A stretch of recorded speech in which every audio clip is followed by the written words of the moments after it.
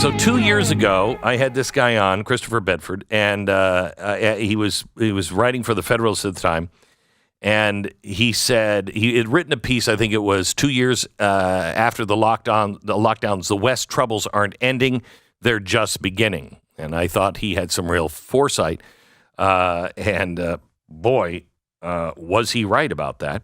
Christopher Bedford now is a senior editor for politics, Washington correspondent for the Blaze Media. He has written for the American Mind, the Washington Examiner, National Review, the New York Post.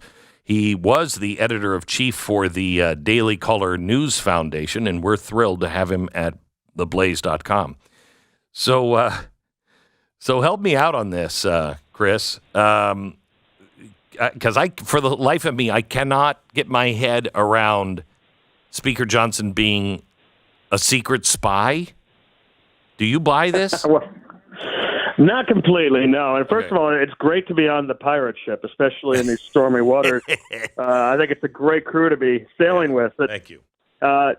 Here in D.C., look, an article that caught my eye was a 2018 Daily Beast piece after Johnson became the head of the Republican Study Committee, which was founded as a conservative committee, but was taken over by Republican leadership under Boehner and kind of became a hangout spot for Republicans. That's kind of started the Freedom Caucus.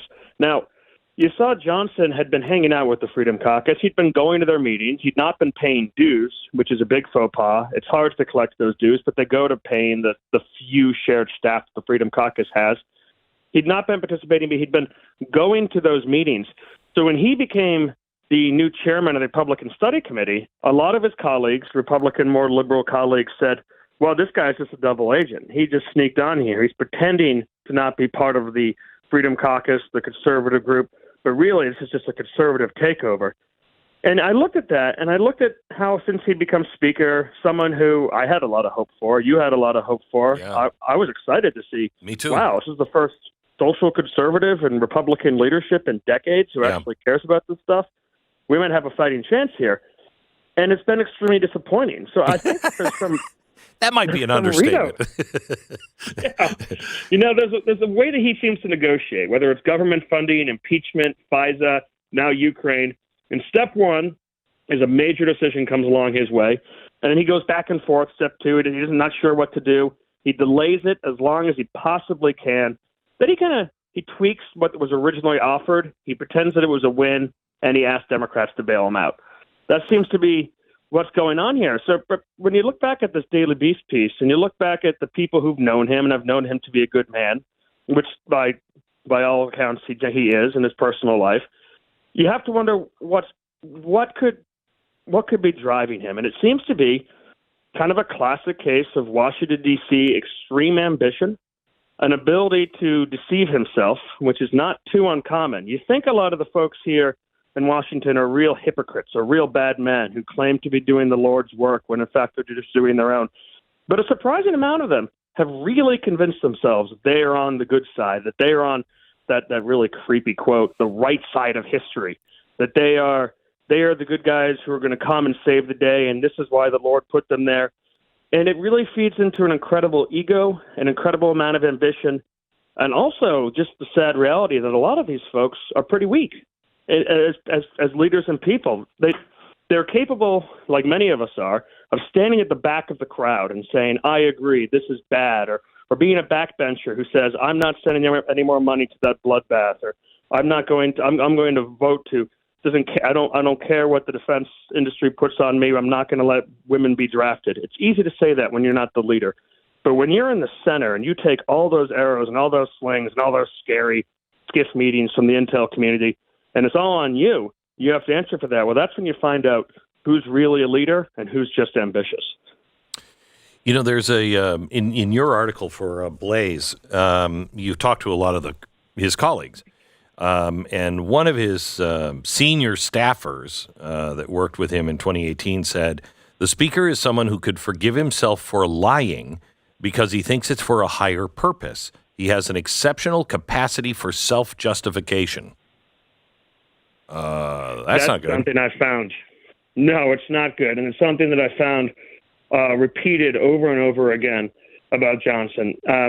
You know, when he ran for speaker as kind of a dark horse surprise candidate, a lot of his colleagues, Republican colleagues, and even the ones who are much more conservative, were willing to say, you know, I know him personally. He's a man of God, and therefore I trust him. But they didn't want to look at the record. They didn't want to look at, well, what happens when leadership puts a little bit of pressure on him? How does his vote change? Will he actually, his personal religious beliefs and his commitments aside, how do those actually shine as a statesman, as someone who's willing to take the arrows for those causes? And they don't. The votes didn't back it up. But he looked at this, as what I've been told by his colleagues, as something that he's been put in this position. He's been chosen for this, and if he needs to lie, if he needs to deceive, if he needs to twist arms to further it, then he is on the right side. That, again, that creepy quote that I've heard him saying since, the right side of history, that the other people are on the wrong side of history, and that his actions can therefore be justified. I mean, we see this all the time. You see it in levels like this with politics. You see it, of course, a lot since 2016 with a lot of the left saying that people who support Donald Trump are basically the Nazis. Well, once you say that you're on the side of God or they're on the side of Hitler, then you can justify a lot of actions that I think a moral person would not otherwise be able to justify. So what do you think's coming for him, for the rest of us? Are we just stuck with a guy who is pathetic and weak now because the Democrats would absolutely vote to keep him in? You know, I'm curious about that because everyone's on recess right now and things have quieted down. But then the question is, with everything that's coming down next, how is he going to be able to continue to govern here? Right now, he's essentially, even though he's the Speaker of the House and supposedly the head of the Republican coalition, he's really governing as a kind of a prime minister of a center-left coalition, the Uniparty, which has always kind of governed D.C., but now is really being open about it, where he's got half of Republicans on his side and about two-thirds of Democrats on his side. So how is he actually going to be able to pass anything with that coalition? The Democrats will protect him. The Republicans, a lot of them, are never going to come back to him. What's he actually going to be able to do in the next couple of weeks? I kind of wonder if he's a lame duck speaker, because he's got these folks, but they've accomplished their $95 billion. Then again, there's already leaked rumors that they're planning the next big handout to the Ukraine war, that they're planning to come in September.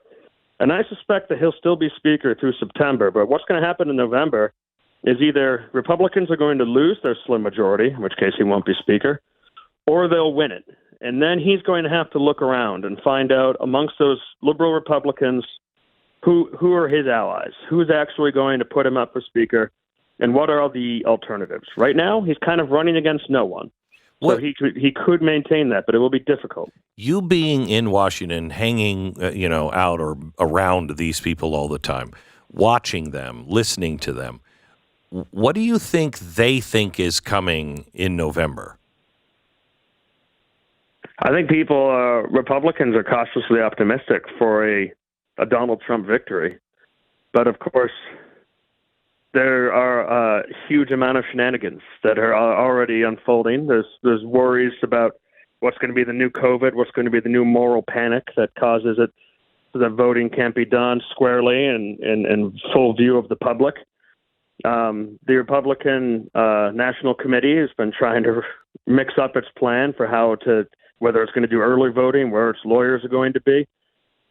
We know that it's going to be, I think, chaos. Either Donald Trump actually wins and the left wing takes the streets like they did in 2016, burning cars, attacking people, or Donald Trump loses. And either way, I think that large parts of this country are going to not be satisfied with the election results. The tension that existed in 2016 has not gotten any less. How do the Democrats feel to you? Confident?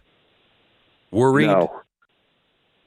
No, they were significantly more worried before Joe Biden's State of the Union. And you saw that in the pages of the New York Times, the Washington Post, MSNBC, people openly wishing that they could have a different candidate. Just like you saw in 2020 with people wishing that it was Cuomo instead of Joe Biden. But and we'll see a lot, actually, this weekend with the White House Correspondents' Dinner, where everyone's going to be paying attention to Joe Biden's remarks. Are they clear? Are they concise? Is he funny like he can be when he's on, like he was at some points of the State of the Union? But there's a real fear amongst Democrats that Donald Trump is coming back, that the constant cycle of drama that they surrounded his entire 4 years with hasn't stuck with the American people because so much of it was fake. So much of it was just impossible to remember because there were fake scandals. Democrats in town are not confident that they'll get the White House, but they are feeling fairly confident about Congress. We're talking to Christopher Bedford. He is the Blaze senior media political editor and the Blaze Media Washington correspondent. When do they come back into session? Next week. Short vacation, and the Senate was even cut down a little shorter because they had to stick around to do the American people's business. And I'm being sarcastic on that. They spent $95 million abroad. Real quick, any thoughts on the Trump trial this week? Biden said, the DOJ said actually, that Trump is the first president to face criminal prosecution because other presidents just didn't commit any crimes. Yeah, I remember when Barack Obama left office, The Washington Post said it was a scandal-free administration. Yeah, totally. I think there were some dead border agents who could disagree with that. The Trump trial is going to be interesting. It's at New York. It's tough. The judge is obviously against him, but the prosecution has embarrassed itself so far. The case is so weak that, and you kind of forget that in the hubbub of all the news, that it's relying on a bunch of liars to turn a misdemeanor that is outside of the statute of limitations into a felony because of another misdemeanor that can barely be cited. And it took the prosecution 2 days even to come up with that argument. And at the same time, the Supreme Court seems like it's going to crack down and at least limit what the president is able to do with his authority. So that will help push some of the other trials back to after the election if that happens. But at the end of the day, it doesn't really matter if Trump's in a prison cell or not because he's not out campaigning. He's not able to leave New York. He's kind of stuck. He wasn't able to weigh in these last Capitol Hill fights. They haven't put him in a prison cell, but they somewhat put him in a room, and that's something that you'll see, and you'll probably see some jokes about it. That this big fancy dinner they're having this weekend, they'll be laughing at us about how they still managed to stop probably the greatest campaigner in modern history from being able to campaign. So do you think that hurts him? I mean, because the people who are going to vote for him are going to vote for him anyway. And the ones who, really, they'd vote for him, but they really don't like his tweets and his personality and everything else. By keeping him off the road and yet still in the public eye, you keep the focus on Joe Biden. And is there any case to be made that's good for Donald Trump? So far, it actually hasn't hurt him, exactly to your point. And the folks in the suburbs who maybe voted for Trump in 2016 and voted for Biden in 2020, to your point, they're not going to be swayed by a rally. They're not going to be swayed by the kind of popcorn and rah-rah that goes on at those fun events.